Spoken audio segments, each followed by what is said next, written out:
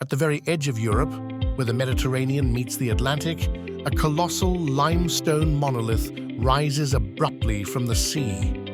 This is Gibraltar, a name that echoes through centuries of geopolitical intrigue and strategic ambition. It is a tiny British overseas territory, yet its history is anything but small, often overlooked despite its immense significance.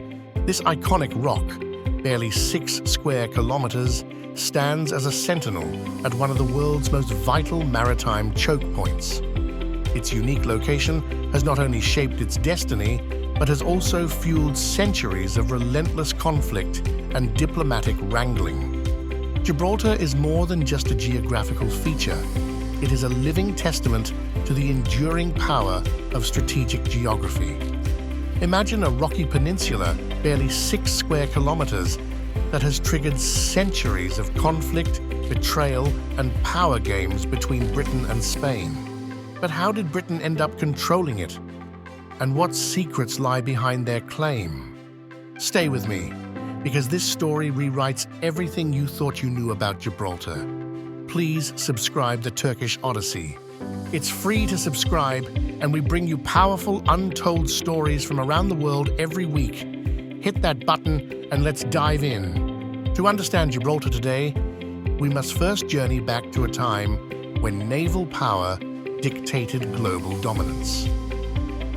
The early 18th century was an era of intense colonial expansion, and control of key maritime routes was paramount. The Strait of Gibraltar, a narrow passage connecting 2 vast oceans, was a prize beyond measure. In 1704, amidst the tumultuous War of the Spanish Succession, British and Dutch forces launched a decisive assault. They seized Gibraltar from Spain, a move that would forever alter the geopolitical landscape of the region.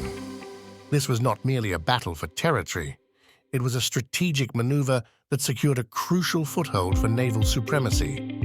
9 years later, in 1713, the Treaty of Utrecht was signed, officially ceding Gibraltar to Great Britain. The treaty's language seemed unequivocal, stating the cession was in perpetuity. For centuries, this phrase has been cited as the bedrock of British sovereignty over the rock. However, a crucial, often overlooked detail lies buried within the treaty's complex clauses. Investigative scrutiny reveals that the Treaty of Utrecht contained secret conditions, stipulations that continue to fuel the fires of contention even today.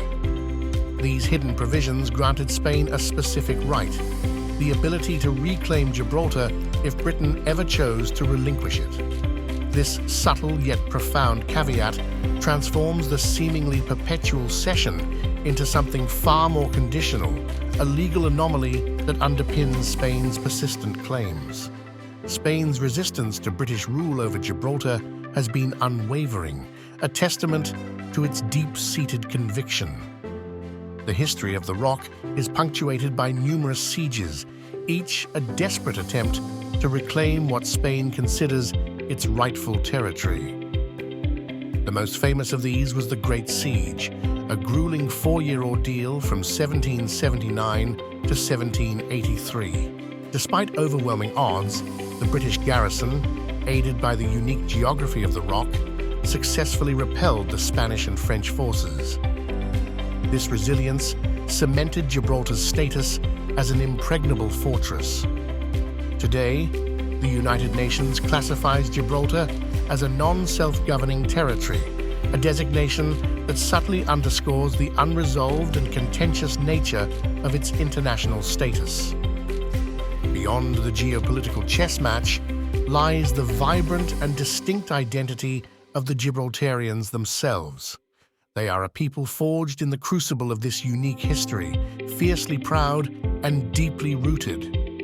Their perspective is paramount in any discussion about the rock's future.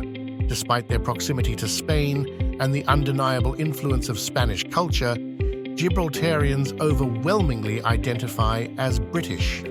This allegiance has been demonstrated repeatedly through democratic means.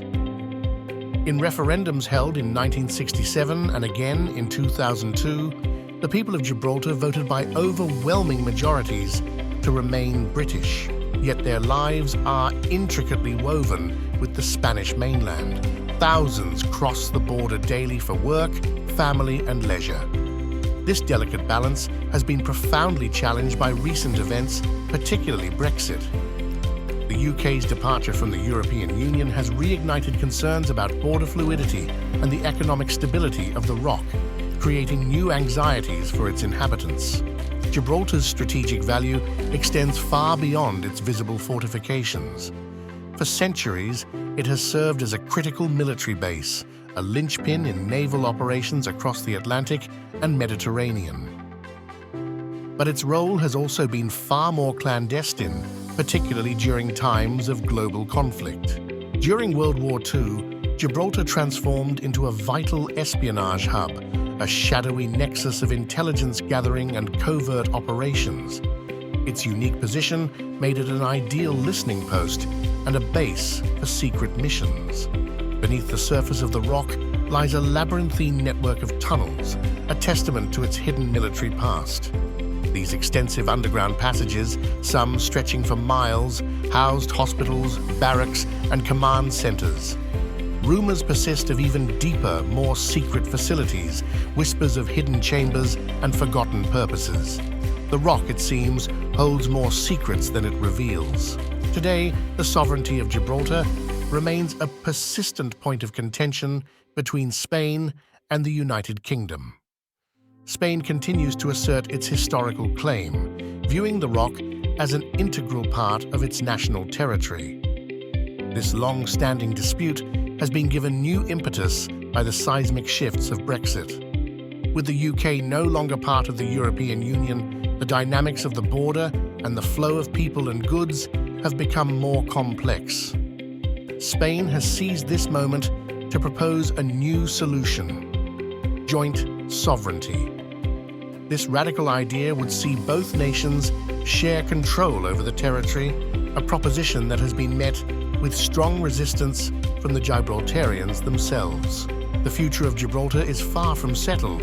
Is it a relic of colonialism, a legal anomaly frozen in time, or a vibrant, self-determining community charting its own course? The answer is complex, multifaceted, and deeply intertwined with history, identity, and the ever-shifting currents of international relations. The ROC stands, as it always has, at a crossroads, its destiny still unfolding. The ROC may be small, but its story is enormous. If you found this breakdown revealing, hit that like button, drop your thoughts below. Should Gibraltar stay British? And don't forget to subscribe to the Turkish Odyssey for more gripping videos from around the world.